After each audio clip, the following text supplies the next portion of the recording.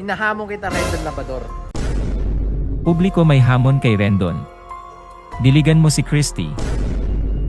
Diligan mo si Christy. Ating gano'n kay Boss Rendon. Yun ang gusto ko. Diligan mo si Christy. Ano ba boss? Papalamig ka ata kay boss ah.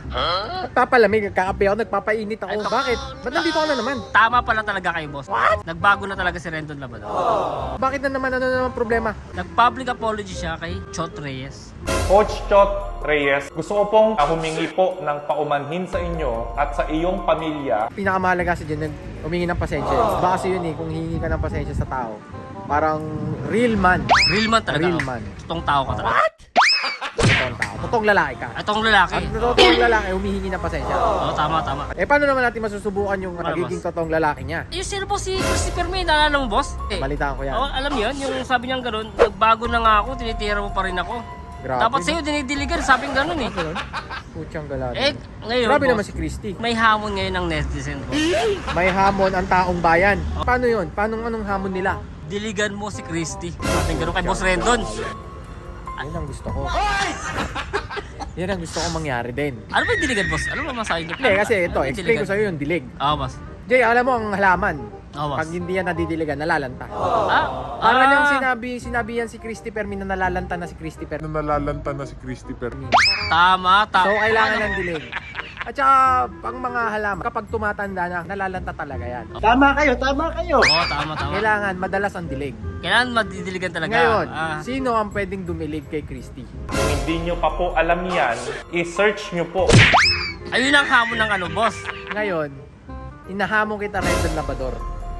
Diligan mo si Christy. Wala, umalis ka dito. Hindi, diligan niya. Oo, boss. Para para mag-bloom. Oo, boss. Dilig lang naman eh. di ba, Alam boss? mo yung flower, Oo, boss. di ba pag diniligan mo yung flower, nagbo-bloom? Para Kaya maging pag biglang naging blooming, Ay. si Christy Fermin, alam mo na yon.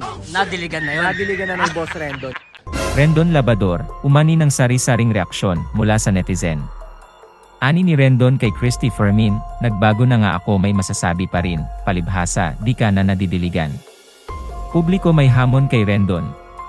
Diligan mo si Christy. Ayun pala. Oo. Pero yun, gusto ko rin talaga yon, madiligan si Madiligan talaga, no? Para magkahalaman na. Oo, boss. Kasi, Si Utol masyado niyang inaano Oo, boss Tignan natin kung kaya niyang dilig ng Saka- isang Rendon Oo, Labrador. boss, saka ano eh. Ito din katapat ni Boss Rendon, si Christopher Min. Sabi Ano niya. talaga? Oo, sabi ng mga tao. Ang tanong natin, magpapadilig ba si Christy Fermin? Ayun ang dapat natin malaman, Yan boss. ang dapat nating malaman. Kasi ang utol ko, Jay, si Rendon Labrador, boss. palaban yan. Ay, oo, palaban talaga yan, Pag boss. sinabi mong diligan, didiligan niya yan. Didiligan talaga yan, boss. Diligan mo ngayon si Christy Fermin. Oo, boss. Diligan mo para makatikim siya ng isang dilig ng motivational. Ah, Motivational yun. dilig. Ah, Ito yun. lang ha, shout out sa'yo Christy Fermin. Magpadilig ka na. Yun. Kasi ang problema sa mga halaman, kapag nalantayan na tuloy-tuloy Oo, at boss. hindi nadiligan, mamamatay. Mamamatay. Okay.